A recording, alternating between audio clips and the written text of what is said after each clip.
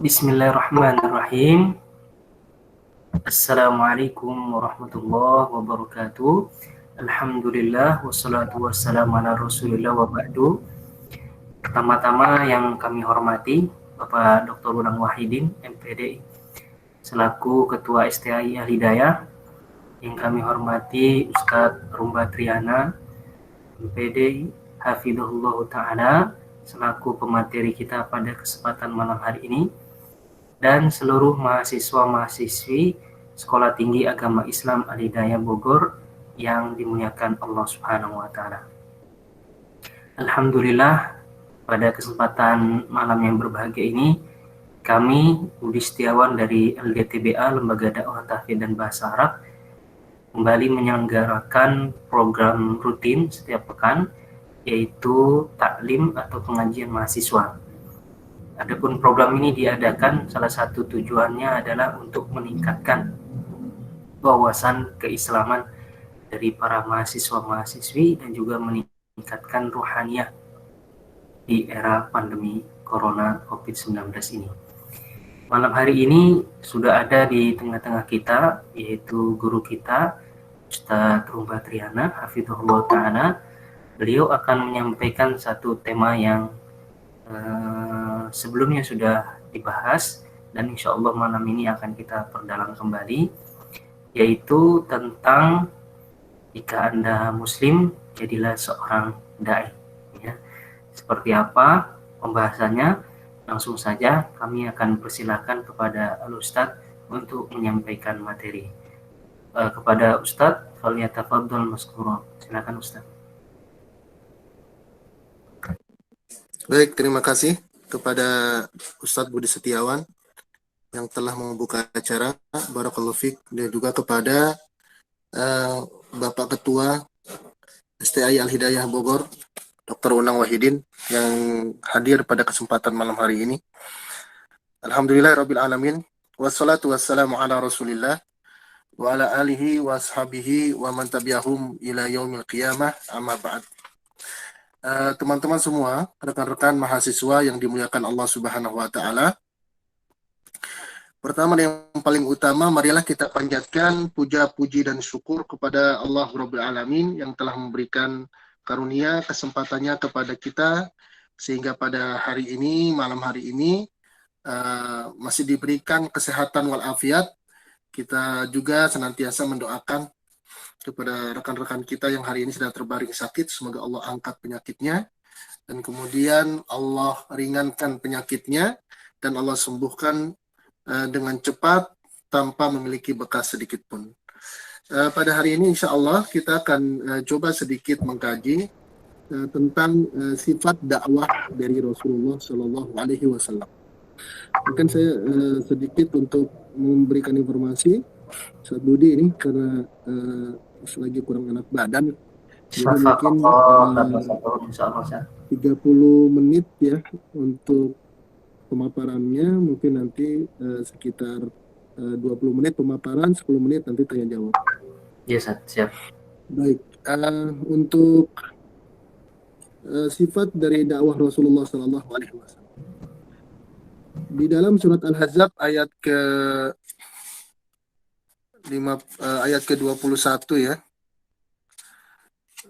yaitu di mana Nabi Muhammad Sallallahu Alaihi Wasallam dikatakan sebagai manusia yang memiliki keteladanan yang sempurna. Allah Ta'ala berfirman, laqad kana lakum fi Rasulillahi uswatun hasanah. Jadi adalah Nabi Sallallahu Alaihi Wasallam adalah manusia yang memiliki komprehensif dalam segala hal, dalam semua ruang lingkup, dalam berkeluarga, dalam bermasyarakat, dalam beribadah, dalam berakidah, dan juga dalam berdakwah. Sehingga kita mencoba ya untuk mengikuti langkah-langkah dari dakwah dari Nabi Muhammad SAW. Kalau yang kita cermati dari beberapa perjalanan Nabi dan Rasul saat mereka berdakwah, bisa dibilang tidak ada satu nabi yang sukses ya. Sukses dalam berdakwah sehingga melahirkan pengikut-pengikut yang sangat banyak ya, yaitu adalah Nabi Muhammad SAW. Sehingga dikarenakan dakwah itu adalah sebuah kebutuhan, dakwah adalah hal yang uh, sebuah hal yang penting pada hari-hari ini, maka kita harus mencoba ya melihat bagaimana perjalanan dakwah Nabi SAW di tengah-tengah manusia. Yang kita tahu bahwasanya Nabi SAW berdakwah selama 23 tahun, 10 tahun 13 tahun di Mekah dan 10 tahun di Madinah. Dan sebenarnya waktu 23 tahun ini adalah waktu yang sangat singkat ya dibandingkan dengan Nabi dan Rasul sebelumnya. Di mana Nabi dan Rasul sebelumnya itu berdakwah sampai ratusan tahun, bahkan di dalam ayat disebutkan Nabi Nuh alaihissalam berdakwah sampai 950 tahun, hampir 1000 tahun berdakwah, tapi ternyata pengikutnya tidaklah sebanyak yang diharapkan. Oleh karenanya kesuksesan Nabi SAW ini harus menjadi motor bagi kita untuk menjalankan roda dakwah di tengah-tengah manusia.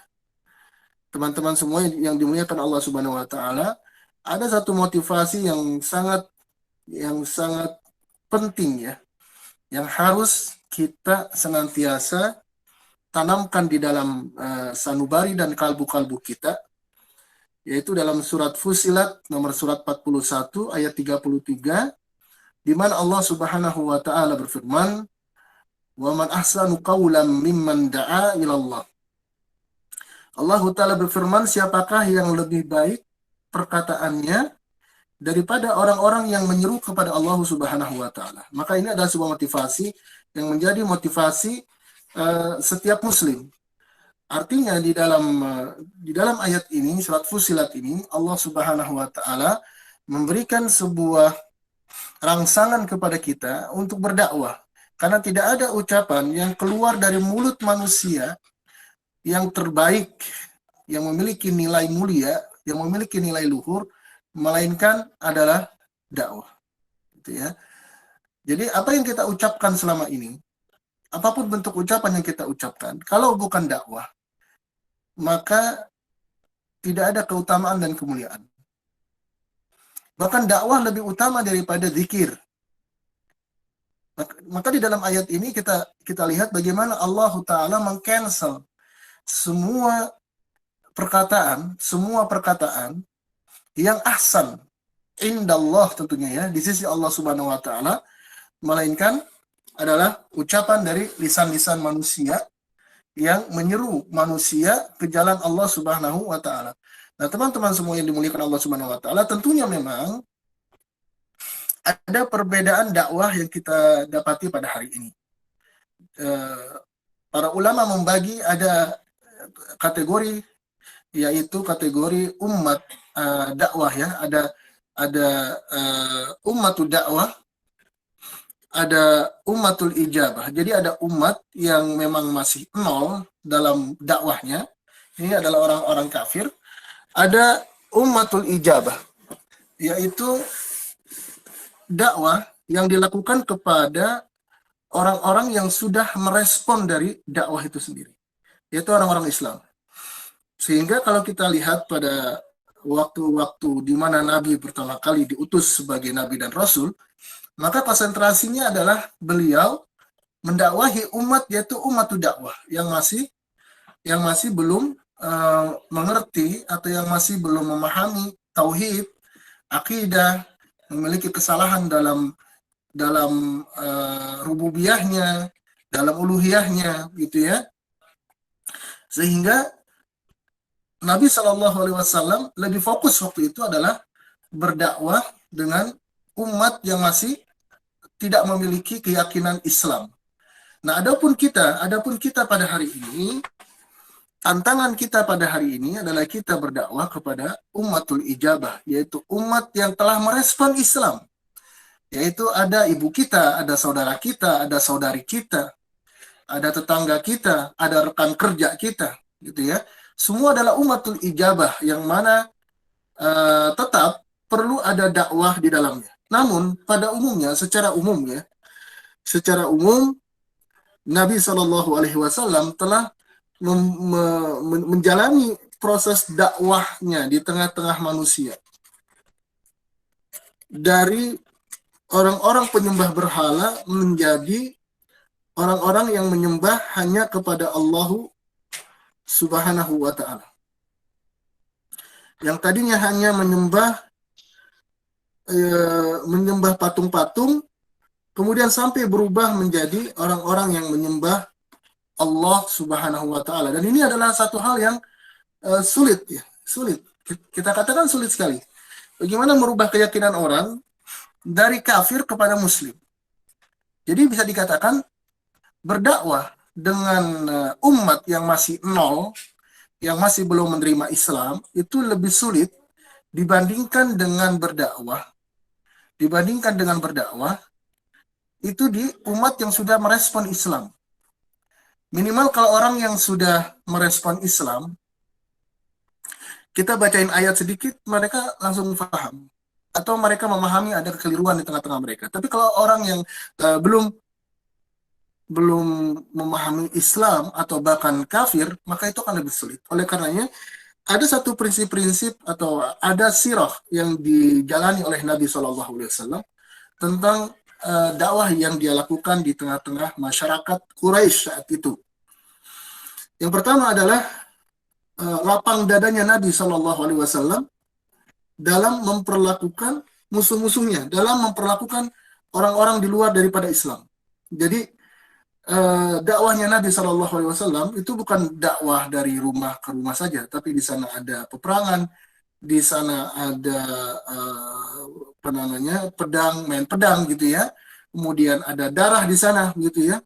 Nah, Nabi SAW adalah manusia yang begitu sangat lapang dada dalam memperlakukan musuhnya, sehingga dengan karakter ini banyak orang yang simpati dengannya. Banyak orang yang simpati dengan Nabi Shallallahu Alaihi Wasallam. Ada sebuah kisah yang dikisahkan dari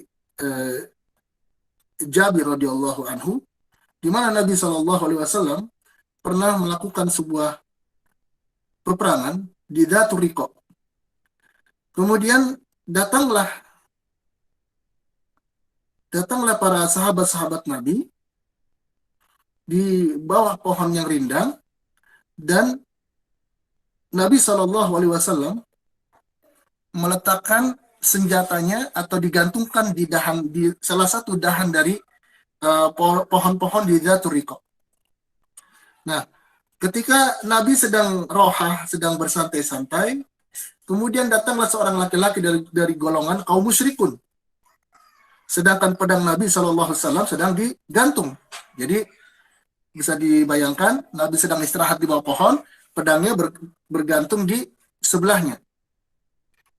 Nah, ketika Rasulullah SAW sedang istirahat atau sedang tertidur, maka kemudian datang orang musyrik dan akhirnya menghunuskan pedangnya kepada Nabi SAW. Kemudian orang tersebut berkata kepada Nabi SAW, "Wahai Muhammad, apakah engkau takut kepadaku?" Nabi SAW menjawab, "Tidak." Ya. Kemudian orang itu kembali berkata, "Siapakah yang dapat menghalangi engkau dari perbuatanku ini?" Artinya, apakah kalau aku ingin membunuhmu, ada orang yang akan menghalanginya? Maka Nabi SAW menjawab, ada, yaitu Allah Subhanahu wa Ta'ala. Akhirnya ketika mendengar kalimat tersebut, laki-laki ini menjatuhkan pedangnya. Bergetar, terjatuh pedangnya, dan kemudian Nabi ambil kembali pedangnya, dan kemudian Nabi kembali seperti orang tersebut, yaitu melakukan perkataan yang sama. Dia ambil pedangnya, kemudian dia hunuskan pedangnya, dan kemudian Nabi berkata kepadanya, "Siapakah yang dapat menghalangi engkau dariku?" Maka orang tersebut mengatakan, "Yang dapat menghalangi diriku dari kematian adalah engkau ya Muhammad." yaitu orang-orang yang sangat baik dalam memaafkan. Akhirnya Rasulullah SAW membebaskan, ya. Nabi SAW membebaskan orang tersebut, tidak dibunuh, dan dia menawarkan Islam, namun orang tersebut tidak mau masuk Islam, akan tetapi Nabi membebaskan orang tersebut. Nah ini Masya Allah ya, bagaimana Nabi SAW ini memiliki kelapangan dada dalam berdakwah. Nah, kaitannya dengan dakwah kita pada hari ini, jadi hendaknya seorang dai itu harus memiliki hati yang lebar, hati yang luas ya. Seorang dai yang memiliki hati yang sempit akan sangat-sangat kesel kalau melihat dakwahnya itu tidak diterima. Maka orang yang berdakwah dengan hati yang lapang, hati yang luas, memaafkan orang yang dia dakwahi. Karena memang yang namanya dakwah itu pasti ada penentangan. Setiap dakwah itu pasti ada penentangan. Tidak ada dakwah yang tidak ada penentangan. Ada teman-teman di sini misalnya yang mendakwahi keluarganya untuk meninggalkan rokok misalnya. Bukan meninggalkan rokok, malah kita diolok-olok, dibully, dikata-katai gitu ya. Maka kalau kita tidak memiliki hati yang lapang, tidak memiliki hati yang luas, maka yang terjadi adalah kita akan berhenti untuk berdakwah. Dalam bahasa Sundanya bilang pundung gitu ya. Kesal, ngambek gitu ya. Akhirnya tidak jadi berdakwah. Nah, makanya di sini Nabi SAW adalah manusia yang memiliki hati yang sangat lapang sekali, hati yang sangat luas sekali. Bahkan yang sama-sama kita ketahui kisah dari masyarakat Taif, ya, yang mana Nabi SAW itu pernah berdakwah di Taif, di mana Nabi SAW ketika kematian dari pamannya, kematian dari Khadijah, kemudian beliau SAW meminta kepada masyarakat Taif di masyarakat Taif itu ada Ibnu Abdul Jalil dan Khubayb dan Mas'ud dari Bani Sakif, di mana Nabi SAW meminta agar dilindungi. Tapi kemudian yang terjadi adalah dakwahnya tidak diterima. Kemudian Nabi SAW itu diintimidasi fisiknya, sampai pemuka-pemuka dari Bani Sakif meminta kepada budak-budak dan anak-anak kecil untuk keluar dari rumah-rumahnya dan menimpuki Nabi SAW, sampai dikisahkan di antara fisik Nabi, yaitu kakinya itu sampai berdarah dikarenakan terkenanya timpukan dari orang-orang Bani Sakif. Ya, tapi apa yang terjadi ketika datanglah malaikat Jibril dan malaikat gunung bertanya kepada Nabi apa yang harus dilakukan kepada masyarakat Taif? Maka kemudian kata Nabi SAW, jangan kalian lakukan apa-apa karena aku berharap akan lahir kelak dari sulbi-sulbi mereka manusia-manusia atau generasi-generasi yang menyembah Allah semata dan tidak berbuat syirik kepada Allah Subhanahu wa Ta'ala. Nah, ini Masya Allah ya. Ini lapang dada sekali Nabi SAW. Ini salah satu keteladanan yang sangat luar biasa. Salah satu akhlak dari seorang dai, di mana egonya itu harus lebih ditekan dibandingkan dengan kecintaannya kepada kepada manusia yang dia dakwahi.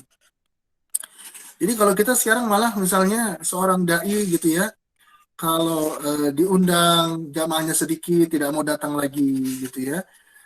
Dai sekarang kalau tidak mendapatkan hasil yang sebanding dengan gelarnya, dia tidak akan mengisi lagi. Ya. Ini seorang dai yang jauh dari akhlak murabbi kita, yaitu Nabi Muhammad SAW. Nah, di sini memang kelapangan dada ini harus betul-betul menjadi satu bagian di dalam aktivitas dakwah kita kepada orang tua, kepada siapapun di tengah-tengah masyarakat kita, karena pastinya setiap dakwah pasti memiliki konsekuensi,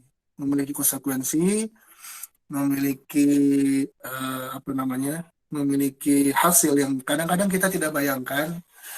Oleh karenanya Nabi SAW sampai memberikan motivasinya kepada kita agar jangan bersedih gitu ya dengan orang yang merespon dakwah kita, walaupun hanya satu orang sekalipun. Nabi SAW bersabda, li an yahdiyallahu bika rajulan wahidan khairun laka min humri ni'am. Jadi orang yang dapat hidayah, karena satu orang saja dapat hidayah karena sebab dirimu, apapun sebabnya gitu ya, bisa bicara, bisa memberikan buletin, memberikan broadcast gitu ya, dan yang lain sebagainya. Maka apapun sebab yang kita lakukan dan kita dapat satu orang bisa dapat hidayah, itu lebih baik daripada dunia dan seisinya. Lebih baik daripada onta merah atau dunia dan seisinya. Nah, oleh karena itu, ini salah satu dari akhlak Nabi, sifat dakwah Rasulullah, salah satu dari sifat dakwah Rasulullah di antara dari sifat-sifat dakwah yang lainnya. Barakallahu fikum, Ustadz Budi, untuk materinya saya cukupkan. Bisa dilanjutkan dengan tanya jawab. Baik, terima kasih Ustadz Jazakumullah khair. Selanjutnya, teman-teman yang mau bertanya bisa disampaikan melalui pesan singkat, kolom chat, atau juga langsung bisa berinteraksi dengan Ustadz. Ada 22 peserta di sini. Silakan yang mau bertanya langsung saja diaktifkan mikrofonnya. Ada?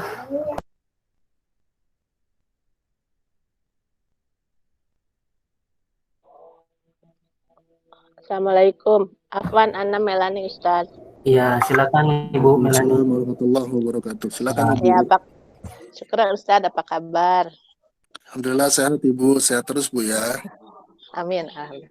Ustaz Afwan, apakah karena belum bisa berdakwah secara perbuatan ya Ustaz ya? Misalnya dalam hal mengajak berhijab gitu. Jadi kita berusaha untuk sesuai dengan Rasulullah. Tapi kadang-kadang saya suka nggak enak juga kalau dibilangin overacting atau apa kayak gitu ya. Tapi ya udah biarin aja. Jadi saya berusaha berdakwahnya secara perbuatan aja kali Ustaz. Bagaimana itunya ya? Wacana Ustaz gitu dengan hal itu. Syukran Ustaz. Syukran. Baik. Di dalam surat An-Nun, Allah Ta'ala berfirman, wa innaka la'ala khuluqin azim. Sesungguhnya Nabi SAW adalah seorang manusia yang memiliki akhlak yang terpuji. Nah, di sini merupakan sebuah indikasi bahwasanya Nabi ketika berdakwah itu adalah lebih mengedepankan keteladanan. Artinya apa yang dia ucapkan itu selaras dengan apa yang dilakukan olehnya. Sampai Ibnu Qayyim al-Jauziyah menjelaskan, ketika Islam mulai berkembang di tengah-tengah manusia, para sahabat-sahabat Nabi mulai diutus ke berbagai wilayah di dunia. Maka ketika sampai di Mesir, di sana kan agamanya Nasrani waktu itu. Orang-orang Nasrani di sana mengatakan para sahabat-sahabat Nabi itu lebih baik dalam pelaksanaan agamanya dibandingkan dengan hawarinya Nabi Isa alaihissalam. Itu sampai begitu. Kenapa? Karena mereka melihat ketepatan, kesesuaian antara ucapan dan perbuatan.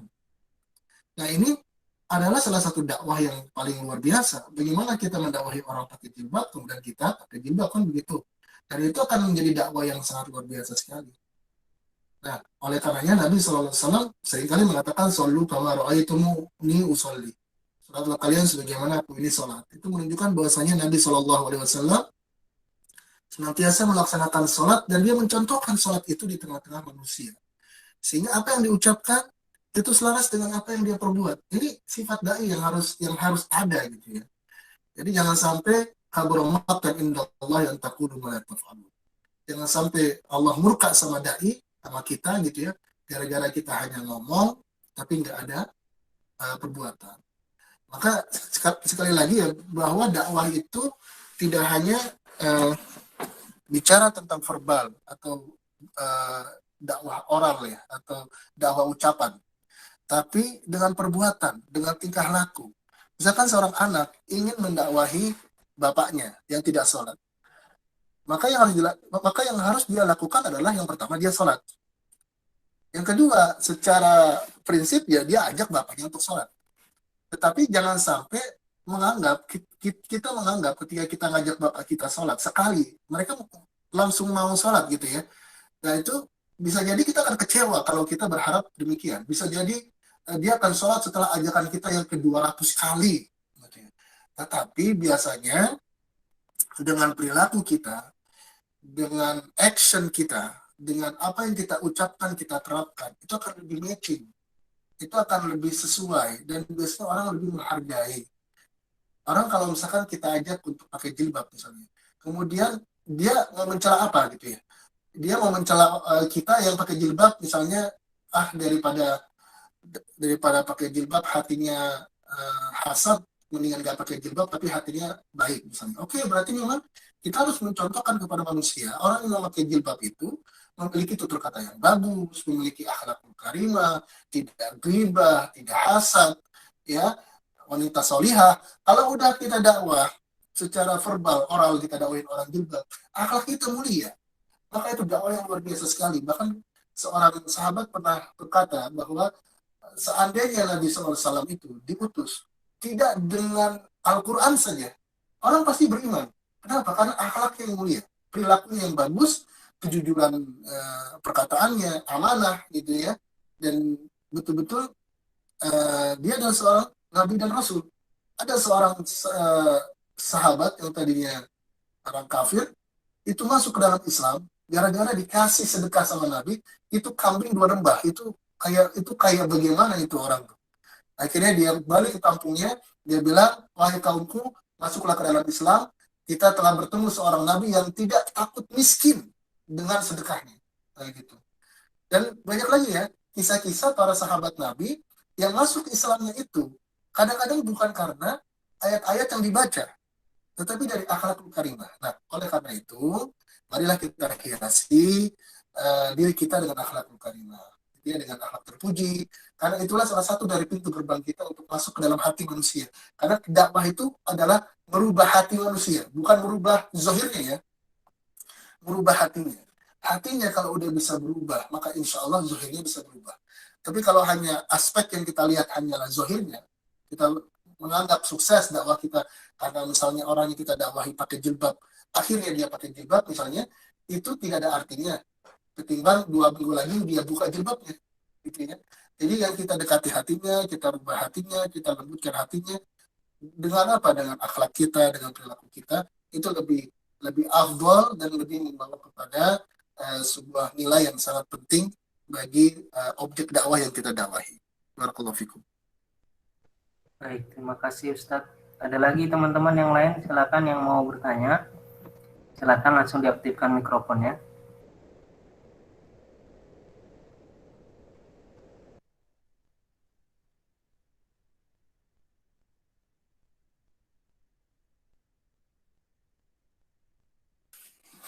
Mungkin dari pesan singkat. Baik, sepertinya nggak ada. Pesan singkat tidak ada, Ustaz, pesan singkat. Mungkin tidak ada ya. Ustaz, disimpulkan Ustaz ya. Baik, kesimpulannya adalah di dalam diri Nabi Shallallahu Alaihi Wasallam ada keteladanan yang sangat mulia. Marilah kita teladani perjalanan dakwah Nabi Shallallahu Alaihi Wasallam untuk sampai kepada kesuksesan kita dalam berdakwah. Itu saja. Baik Ustaz, terima kasih jazakumullah khair atas materi yang disampaikan pada kesempatan malam hari ini. Baik teman-teman sekalian, mungkin cukup kita doakan buat Ustadz semoga lekas sembuh, sehat kembali, dan seluruh teman-teman juga semoga yang sedang sakit diberikan kesembuhan, diberikan kesehatan. Amin ya rabbal alamin. Saya Budi Setiawan dari LDTBA, terima kasih. Sampai ketemu lagi di pekan depan dengan pemateri yang berbeda. Subhanakallahumma bihamdika asyhadu an la ilaha illa anta astaghfiruka wa atubu ilaik. Wassalamualaikum warahmatullahi wabarakatuh. Waalaikumsalam warahmatullahi wabarakatuh.